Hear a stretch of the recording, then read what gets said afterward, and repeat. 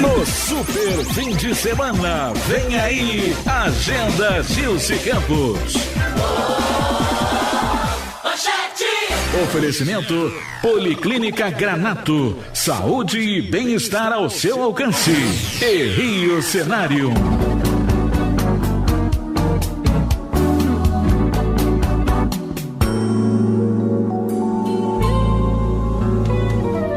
Ô meu rei, o negócio é o seguinte, o senhor sabe que não tem programa de rádio com presidente, né? Não existe.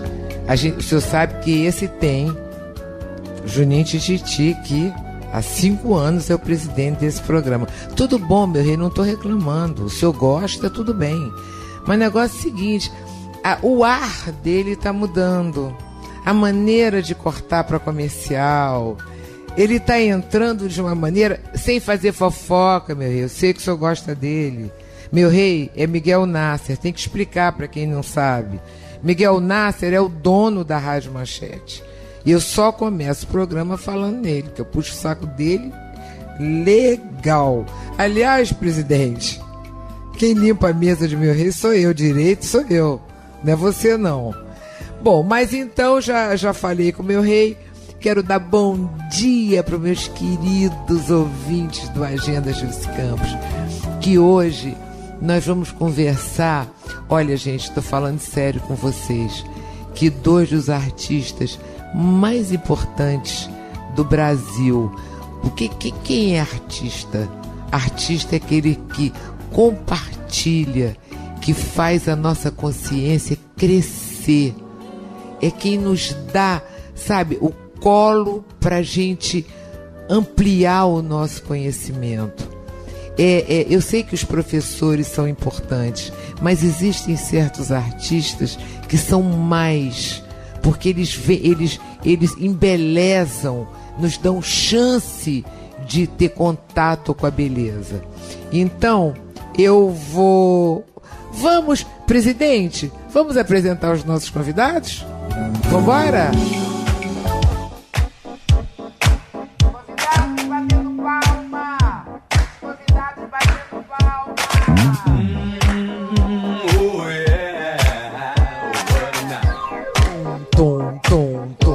Coração tá batendo pra quem? Pra quem? Coração tá batendo pra Fernando Bicudo! Palma, gente, aqui no Rio Cenário! Isso! Quem é Fernando Bicudo? Fernando Bicudo é produtor, diretor. Fernando Bicudo é economista, com mestrado em Business Administration no Canadá. Foi adito cultural da Embaixada do Brasil em Ottawa, no Canadá. Foi diretor, gente, do Teatro Municipal do Rio de Janeiro. Em 1990, ele comandou a reabertura do Teatro Amazonas em Manaus. Vão no YouTube ver o que é o Teatro Amazonas, a beleza daquilo. Ele também restaurou um outro teatro, o Teatro Arthur Azevedo, em São Luís, no Maranhão. Vai no YouTube vê o Teatro Arthur Azevedo em São Luís. Além disso, ele é diretor de ópera. Já dirigiu mais de 30 óperas. Sabe? E ópera aonde? Na Quinta da Boa Vista, aqui no Rio de Janeiro. Quer dizer, para todo mundo. Ópera, que é uma coisa, que é uma arte sofisticada. Ele se dá o trabalho de levar isso para o povo. Além disso, ele é diretor de teatro, com produções sofisticadas. Por exemplo, que ele lançou o Gerald Thomas, que é um diretor sofisticado, na obra O Navio Fantasma, da ópera O Navio Fantasma de Wagner. Enfim, aí tem Gershwin, tem a ópera de Gershwin. Tem tanta coisa. É só para mostrar para vocês que ele é um artista preocupado com a cultura. Cultura essa que nem todos têm acesso. Agora tem outra convidada também, que não é brincadeira. Regina Miranda! Palmas no cenário! Olha aqui, Regina Miranda não é brincadeira. Regina Miranda, gente, ela é uma pioneira numa coisa que não sei se todo mundo detém esse conhecimento. O movimento do corpo, a dança. Mas é a dança... existe uma coisa chamada estudos do movimento, que é a dança moderna. E ela estudou aqui no Brasil com Tatiana Leskova, ela se forma nos Estados Unidos e ela tem mais de 30 trabalhos como diretora e coreógrafa de teatro, televisão, ópera e cinema. Gente, eu não gosto de ficar falando da vida das pessoas assim, literalmente, mas eu preciso que vocês saibam quem são esses dois artistas. Por isso é que eu estou fazendo isso hoje. E ela, sabe aquela novela Que Rei Sou Eu? Foi dirigida pelo Jorge Fernando. Ela foi diretora de movimento e coreografia daquela novela. Em cinema ela coreografou a Ópera do Malandro com direção de Rui Guerra e música de Chico Buarque. Lembra Marília Pêra naquele espetáculo da Alva de Oliveira? Foi ela que coreografou. Enfim, e tem mais outros grandes projetos que ela vai falar depois. Então já apresentei os convidados, agora vamos falar do tema do programa.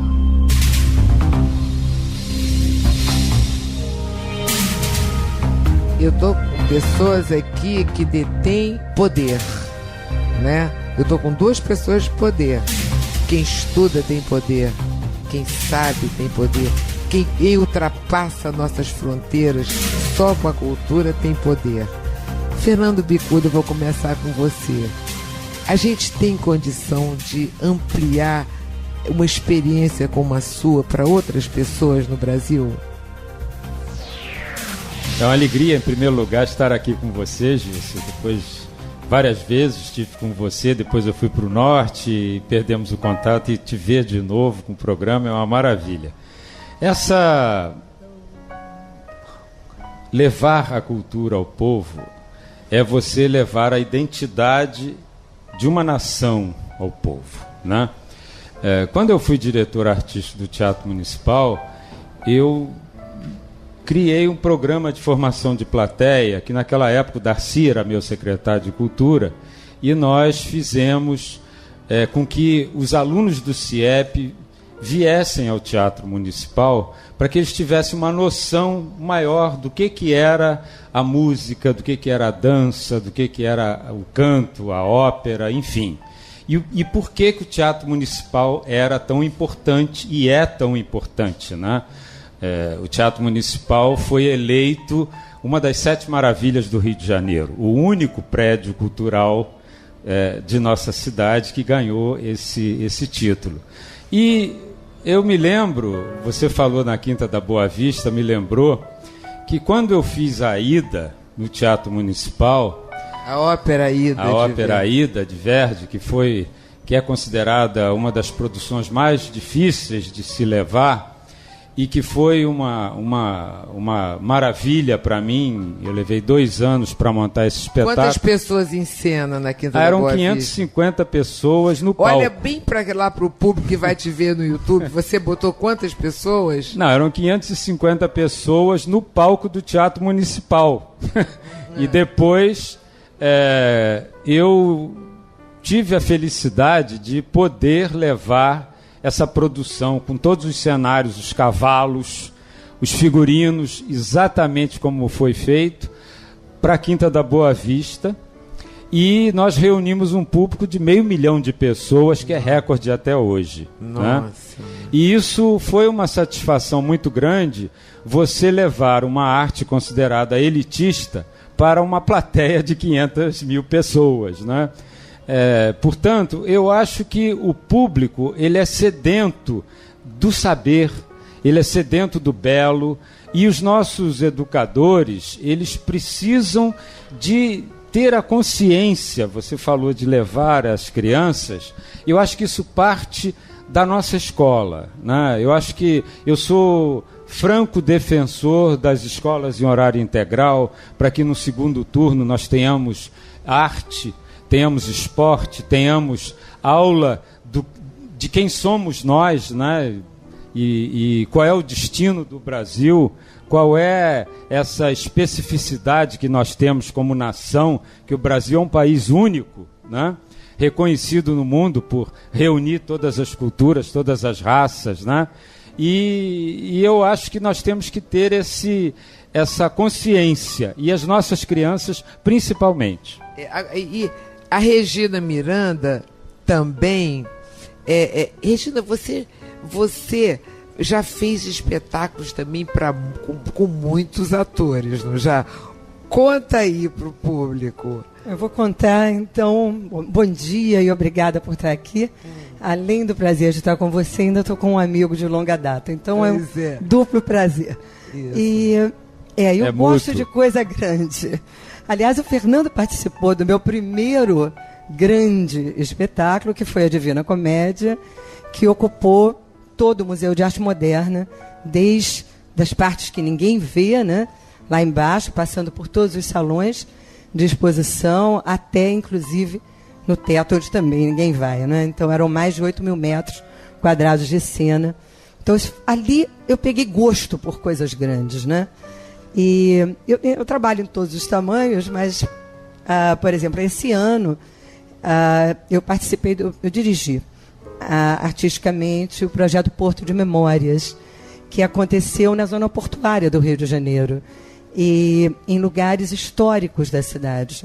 Então, cada espetáculo tinha cerca de 200 pessoas. Nossa. Foram 6 e estrearam todos em um mês. Foi uma coisa de louco.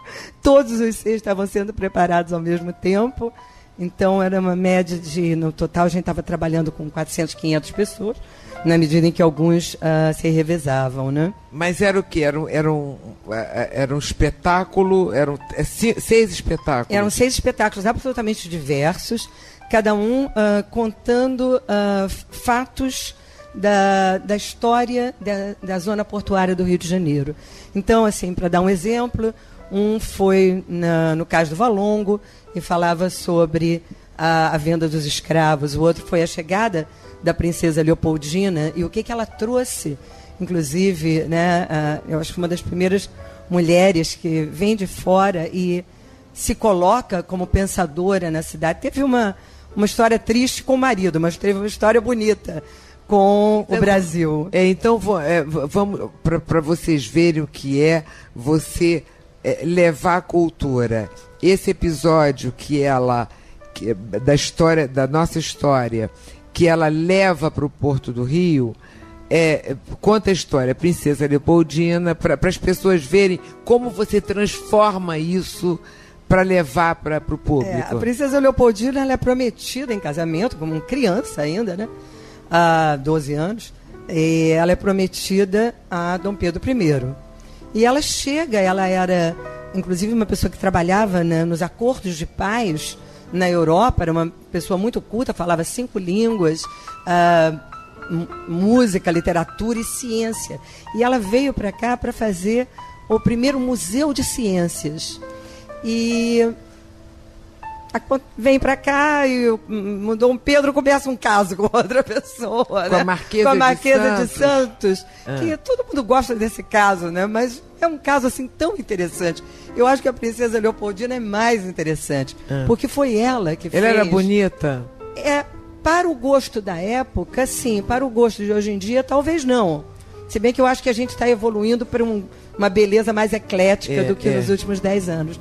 Mas é por causa dela que aconteceu a lei da abolição. É ela que forçou.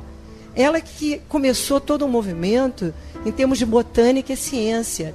Ela era tão amiga dos artistas que quando Dom Pedro ia fazer uma exposição, que foi ela que quis fazer, ele queria levar a Marquesa de Santos e os artistas disseram, não, se ela não estiver presente, a gente não abre. Gente, olha que legal. Ela é super interessante. E não aconteceu. Essa exposição vem acontecer mais tarde, depois que o Dom Pedro já acaba o caso com a Marquesa de Santos. E na verdade, ela acaba morrendo e ela não vai ver essa exposição. Ela viu ele acabar o caso com a Marquesa de Santos? Não viu. ela definha, ela morre. Ela era apaixonadíssima por ele, sabe? Era um amor romântico. Porque naquela época não tinha muita história de amor entre nobreza, né? Ela promete o casamento de um e vai para o outro. Mas no caso dela, ela se apaixonou de uma maneira assim, pela foto. Ele era um galã. Não só era um galã, como ele era músico, compositor. Ele era um homem sedutor. Aliás, ela gostava de fazer música com ele. Era uma das coisas que aconteciam. Agora, ele era muito interessante, bem, né? Era Dom Pedro. Na verdade, Dom Pedro II era mais interessante que Dom Pedro I. Dom Pedro II é o grande estadista do Brasil, o maior estadista da história. Foi bom você me perguntar isso, porque eu estou trabalhando nesse momento, que talvez aconteça no ano que vem. Meu público adora isso. Nós vamos falar de Dom Pedro I e Dom Pedro II, que meu público adora isso. Eu estou preparando um espetáculo que chama-se Escândalo, começando a preparar, que são esses 2 escândalos de corte. Um é com Dom Pedro I e a Marquesa de Santos, e que foi uma história pesada, né? Não foi tão linda, foi pesada. Porque não é problema de ter amante, que isso na época todo mundo sabia, todo mundo tinha. O problema é que ele colocava ela no lugar da imperatriz, e isso a humilhava muito. Já o Dom Pedro II foi mais inteligente. Ele tinha uma amante super interessante, a mulher sabia, mas a coisa toda era chique, era bem trabalhada, então terminou, ela foi, casou com outra pessoa. Era amante do Dom Pedro II? Era, como era o nome dela, meu Deus do céu? Domitila? Domitila do Amaral. Exatamente. E que era uma mulher super inteligente, tomava conta dos filhos, era muito civilizada, era uma coisa bem contemporânea. Então, é sempre um escândalo, não é? Um caso da realeza, né? Mas foram trabalhados de maneiras muito diferentes. Então, eu acho que tem aí uma reflexão interessante para o dia de hoje. Mas no Porto de Memórias, esse foi um episódio da realeza. Na verdade, o que aconteceu no projeto é que a realeza que apareceu foi a realeza dos escravos, foi a realeza do samba, foi o nascimento jongo, da cidade, do jongo, foi realmente esse coração pulsante afro-brasileiro a quem a gente deve tanto, né? Foi isso que estava nas ruas. Agora, quantas pessoas foram lá?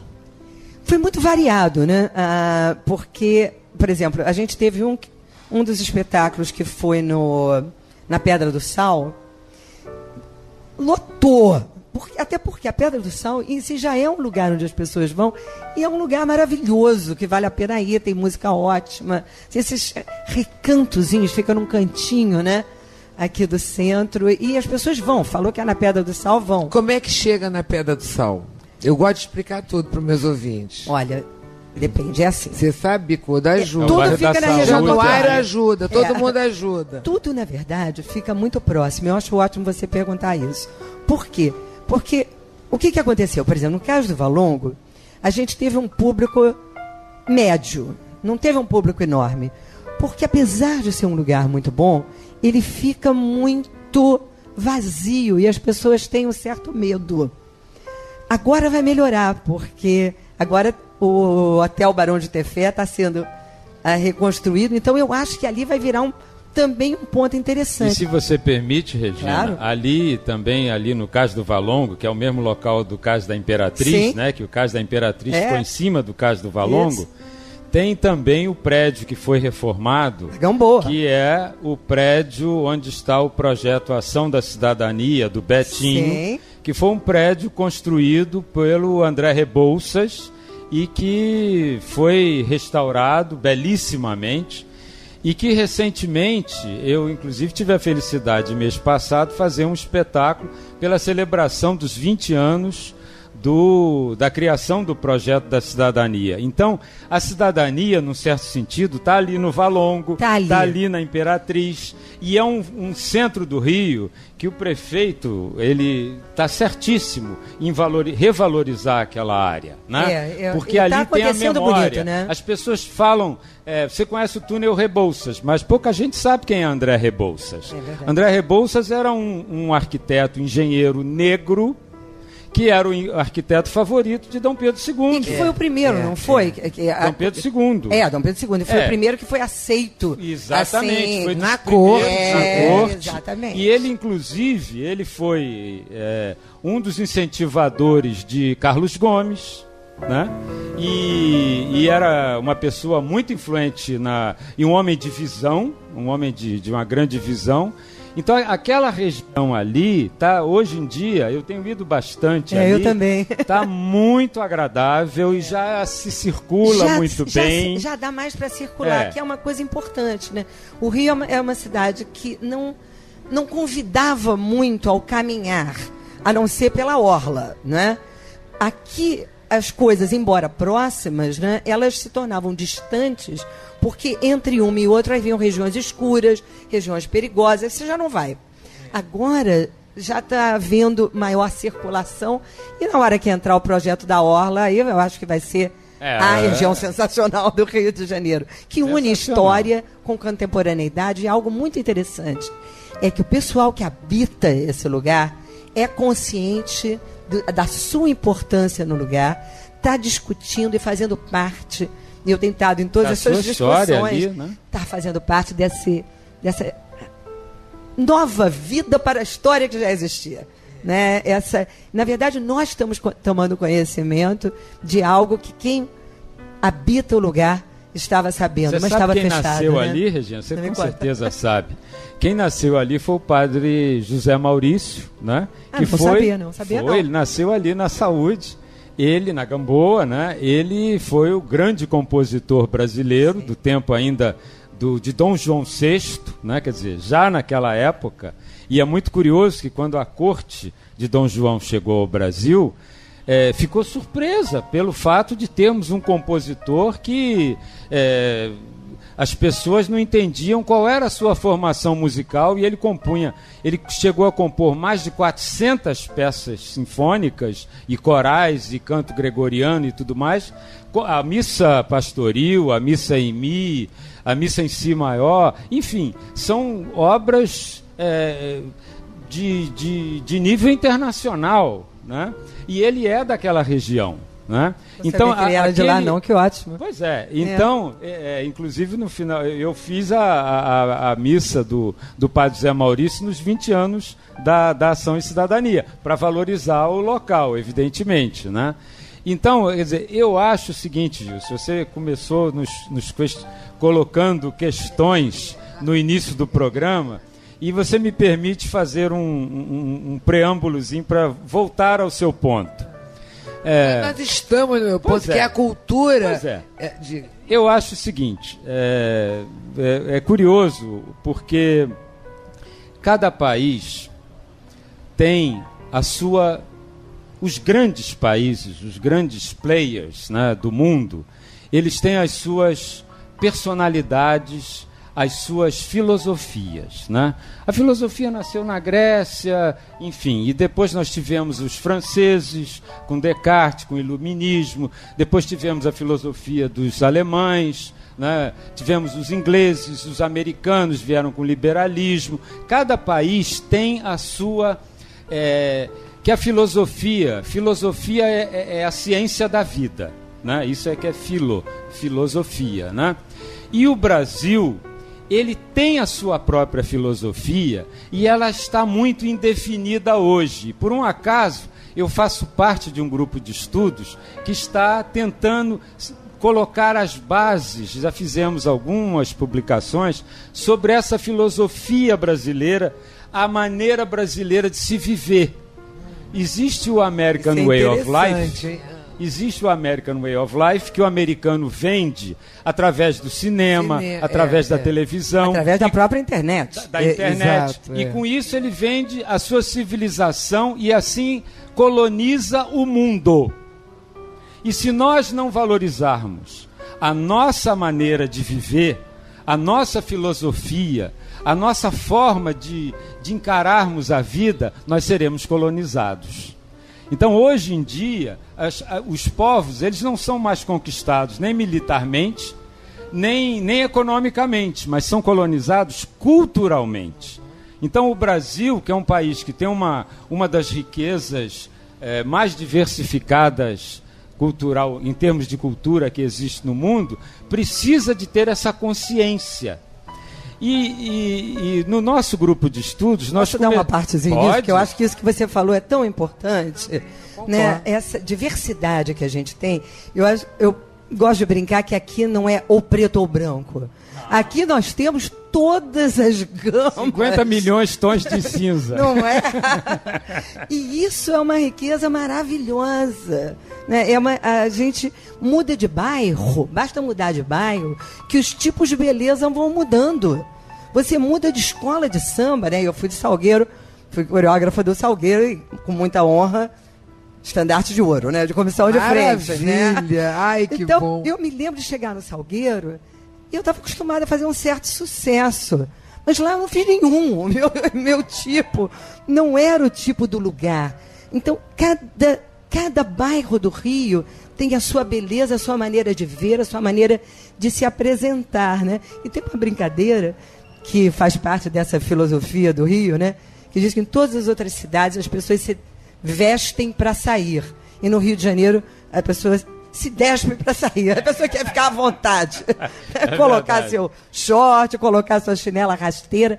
E isso a gente já exportou, né, para o mundo, né? A sandália de dedo, né? A nossa sandália de dedo, ela está no mundo inteiro. Gente, olha aqui, eu vou pedir comercial rapidinho. Eu vou pedir não. Eu por mim não pedia nada, ficava aqui, entendeu? Eu não gosto que você mande em mim, Juninho. Eu não gosto que você mande em mim. Olha, vou pedir comercial, mas daqui a pouco a gente volta falando sobre a mesma coisa. O estilo de vida brasileiro, qual é a filosofia do nosso país. Até já. Agenda Gilce Campos. Oferecimento Policlínica Granato. Saúde e bem-estar ao seu alcance. E Rio Cenário.